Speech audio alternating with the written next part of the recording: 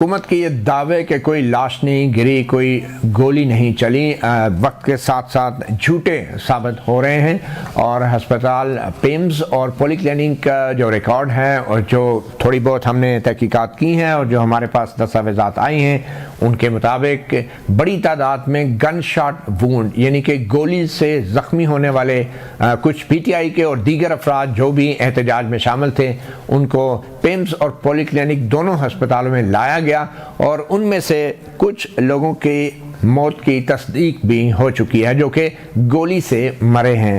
ان میں پہلے بھی پروگرام کے پہلے سیگمنٹ میں ہم نے آپ کو بتائے تھے کچھ نام وہ ہیں جن کو پی ٹی آئی کے جو رہنما ہیں شیخ وقاص اکرم، ان کی ٹویٹ میں بھی جن کا ذکر کیا گیا تھا، اور کچھ دیگر نام بھی ہیں۔ بہرحال ہسپتال کی انتظامیہ کی طرف سے اس حوالے سے تعاون نہیں کیا جا رہا، نہ بھی پیمز اور نہ ہی پولی کلینک، مگر ایک جو سب سے بڑا رد عمل آیا ہے جس کو ہم ضمیر کی آواز بھی کہہ سکتے ہیں، کیونکہ اس میں کوئی شک نہیں کہ جو سیاستدانوں کا رد عمل تھا اور جو میڈیا پہ بیٹھے کچھ صحافیوں اور اینکروں کا رد عمل تھا وہ اتنا مذاق خیز اور تضحیک آمیز تھا کہ پی ٹی آئی اور عمران خان کی دشمنی میں عام لوگوں پر چلنے والی گولیوں کا بھی احساس نہیں کیا گیا، اور مذاق اڑایا گیا کہ لوگ بھاگ گئے، فرار ہو گئے، اور جو دعوے تھے کہ ڈی چوک پہ پہنچیں گے وہ دھرے کے دھرے رہ گئے۔ اس میں کوئی شک نہیں سیاسی طور پہ یہ دعوے غلط ثابت ہوئے، مگر کیا جو کچھ کل انسانیت کے ساتھ ہوا، لائٹیں آف کر کے اندھیرے میں،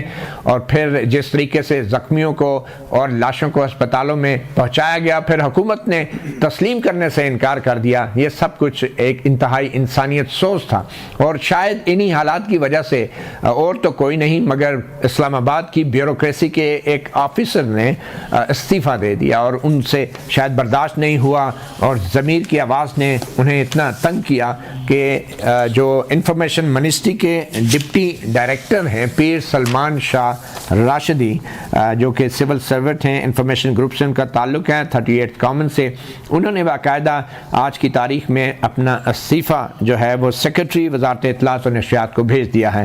اور ہمارے ساتھ اس وقت موجود ہیں پیر سلمان شاہ راشدی صاحب۔ راشدی صاحب بہت شکریہ، آپ نے ہمیں جوائن کیا ہے۔ یہ بڑا ہی انپریسیڈنٹڈ ہے، بہت ریئر ہوتا ہے کہ کوئی سرکاری ملازم اس طرح کے سیاسی حالات کے اوپر اپنا یوں رد عمل دے کہ اپنی ساری عمر کی نوکری اس سے دستبردار ہو جائے اور استعفیٰ دے دے۔ تو آپ کو کیوں ایسا کرنا پڑا؟ کس چیز نے آپ کو مجبور کیا؟ کیا دیکھا آپ نے؟ بہت شکریہ مت اللہ صاحب، تھینک یو ویری مچ، آپ نے مجھے لیا۔ دیکھیں بات یہ ہے کہ یہ تو ہر انسان پہ ڈیپینڈ کرتا ہے کہ وہ ضمیر پر فیصلہ کرتا ہے کہ نہیں کرتا، لیکن اصل میں نے کسی سنی سنائی بات پر میں نے یہ فیصلہ نہیں کیا۔ اب بدقسمتی سے میں اسی علاقے میں ہی رہتا ہوں، ڈی چوک کے قریب، تو میں جب یہ دھرنا، یہ جو جلوس تھا پی ٹی آئی کا، جب یہ پہنچا ہے کوئی میرے گھر کے قریب، تو ہم دوپہر کو کوئی دھماکے، کوئی لوگوں کی آواز، کوئی گانوں کی آواز سن تو رہے تھے، لیکن کوئی 11 بجے ہوا، اس کے بعد ایک دم ایک ہڑبڑ سی مچی اور بہت سی ہمیں فائرنگ کی آواز مجھے سننے کو ملی، تو ہم نیچے اتر گئے اپنے فلیٹ سے۔ جب ہم نے نیچے دیکھا تو مجھے تو قیامت صغریٰ کا ماحول نظر آیا، لوگ بھاگ رہے ہیں، اس میں نوجوان بھی تھے، اس میں کچھ بوڑھے بھی تھے، اور ظاہری بات ہے میرے لیے یہ بہت ایک پرسوز ایک لمحہ تھا کہ جب میں اپنے ملک کے لوگوں کو دیکھ رہا ہوں اور ان میں سے کوئی بھی مسلح نہیں تھا۔ ایک نوجوان لڑکا میرے قریب آیا، ہم اور بھی 2-3 لوگ کھڑے ہوئے تھے، تو وہ آیا، اس کی ٹانگ پہ گولی لگی ہوئی تھی، اور وہ مجھ سے پمس کا راستہ پوچھ رہا تھا کہ بھائی مجھے پمس کا راستہ بتا دیں تاکہ میں چلا جاؤں۔ خیر ہم تو ظاہری بات ہے کیونکہ وہ ہنگامہ اتنا ہو رہا تھا ہم اس کی مدد نہیں کر پا رہے تھے، لیکن بہرحال کوئی ایک ٹیکسی والا گزر رہا تھا، اس نے اس کو جلدی سے بٹھا کے وہ وہاں لے گیا۔ لیکن میں یہ کہتا ہوں کہ ہم سول سرونٹس کسی بھی مخصوص حکومت کے ملازم نہیں ہیں کہ ہم ان کی ڈائریکشنز لیں۔ ہم سول سرونٹس ریاست پاکستان کے ملازم ہیں، اور ریاست پاکستان کے ملازم کی حیثیت سے ہم صرف آئین اور قانون کے پابند ہیں۔ اگر کوئی بھی حکومت آپ سے ماورائے آئین یا ماورائے قانون کوئی تقاضا کرتی ہے تو میرے خیال سے سول سرونٹس کو وہ نہیں کرنا چاہیے۔ اب میں تو ایسی کسی ذمہ داری پر تعینات نہیں تھا کہ میں اس طرح کرتا، لیکن میں نے جو کل حالات دیکھے تو میں پوری رات سو نہیں سکا، اور اس کے بعد پھر میں نے یہی کہا کہ میرے خیال سے میں کم از کم یہ حصہ ڈال سکتا ہوں ملک و قوم کے لیے کہ میں سسٹم سے اپنے آپ کو الگ کر لوں۔ مطلب ایک لوگ تھے وہ اپنا ایک آئینی حق ادا کرنے آئے آپ انہیں کرنے دیں. اگر نہیں, دیکھیں پیپلز پارٹی کے دور میں طاہر القادری آئے تھے, وہ کفن بھی باندھا ہوا تھا, انہوں نے ایس ایس پی پر بھی تشدد کیا تھا, لیکن پاکستان پیپلز پارٹی نے گفت و شنید سے ان کو بھیج دیا. عمران خان کے دور میں ٹی ایل پی والے آئے, عمران خان کے دور میں مولانا فضل الرحمان آئے, بلاول بھٹو زرداری صاحب آئے, لیکن وہ بھی گفت و شنید سے ہو گیا. یہ مطلب میرے خیال سے, اور میں نے کوئی سنی سنائی بات نہیں, میں نے خود اپنی آنکھوں سے دیکھا ہے اور کانوں سے سنا ہے, لوگوں کو بھاگتے ہوئے دیکھا ہے, لوگوں کی میں نے چیخ و پکار سنی ہے, میں نے ان کو دیکھا ہے. ایک نوجوان لڑکا میرے پاس آیا کہ بھائی اگر آپ میری یہ موٹر سائیکل کھڑی کر سکتے, ہم تو, اور ہم مدد بھی نہیں کر سکتے تھے, ہم اتنے خوف زدہ تھے. تو لہٰذا میں نے اپنی بے بسی دیکھی, اور میں ہرگز اس چیز میں نہیں آ سکتا کہ میں اپنے تاریخ میں ان حروف ان لوگوں کے ساتھ اپنا نام لکھواؤں جو اپنے ہی لوگوں پر ظلم و جبر کر رہے ہیں. ٹھیک, تو بس اس لیے مگر راشد صاحب آپ کے جو ٹویٹر ہینڈل ہے, آپ پہلے بھی سیاسی نوعیت کی کچھ ٹویٹس کرتے رہے ہیں اور پی ٹی آئی کی حمایت میں بھی ٹویٹس کرتے رہے ہیں, تو بطور سول سرونٹ کیا ایسا آپ کو کرنا چاہیے؟ دیکھیں آئین کا آرٹیکل 19 ہے جس میں مجھے یہ حق حاصل ہے کہ میں فریڈم آف ایکسپریشن کروں. جب تک میرے کوئی بھی سٹیٹمنٹ میرا کسی ریاست کے کسی ادارے کو یا پاکستان کے جو نظم و نسق کو اگر خطرے میں نہیں ڈال رہا, تو میں حق پر جانب ہوں اپنے اظہار رائے پر. مجھے آرٹیکل 19 میں حق ملا. مگر آپ جو ہیں وہ سابق وزیر اطلاعات فواد چودھری کے بھی بہت قریب رہے, ان کے پرسنل سٹاف میں بھی رہے. میں 5 وزیروں کے ساتھ رہا ہوں, میں پیپلز پارٹی کے وزراء کے ساتھ رہا ہوں, میں پی ٹی آئی کے شبلی فراز, فواد چودھری, اور میں بلاول بھٹو زرداری صاحب کے ساتھ بھی 6 مہینے رہا, اور میں تو, میری تو نوکری یہی تھی.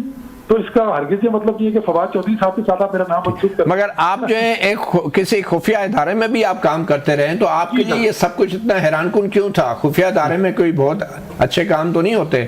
نہیں, مطلب وہ تو میں اپنے کریئر, دیکھیں سول سروس جوائن کرنے سے پہلے جو میں نے سب سے پہلے جوائن کی تھی, وہ میں نے ایک سیکیورٹی ادارہ جوائن کیا تھا, اور بالکل مجھے اپنے اس روزگار پر بھی, اس اپنی اس نوکری پر آج تک فخر ہے. میں نے 1 سال وہاں کام کیا, اس کے بعد پھر میں نے سی ایس ایف کر کے میں اپنی سول سروس میں آ گیا, انفارمیشن گروپ میں نے جوائن کیا. ٹھیک ہے, چلیں, بہت شکریہ پیر سلیمان شاہ راشدی. یقیناً ایک بڑا فیصلہ ہے, اور اس میں کوئی شک نہیں کہ کل کے واقعے میں جو کہ عام لوگ نشانہ بنے, اس کے حوالے سے بہت سے معاملات پہ ہم جیسے لوگوں کو افسوس بھی ہو سکتا ہے.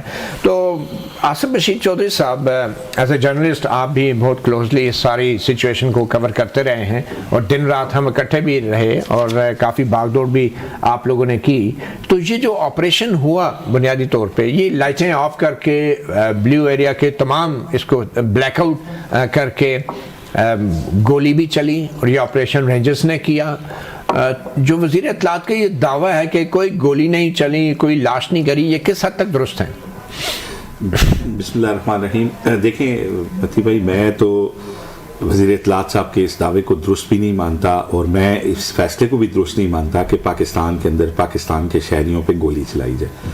اور جو بات یہ کہی جا رہی ہے کہ اتنے بندے مرے اور اتنے مرے, میں اس بات کا بلیور ہوں کہ اگر ایک بھی بندہ مرا ہے تو اس کی جان کا بھی وہی تقدس ہے جو خدا نہ خواستہ کوئی درجنوں لوگ مرے.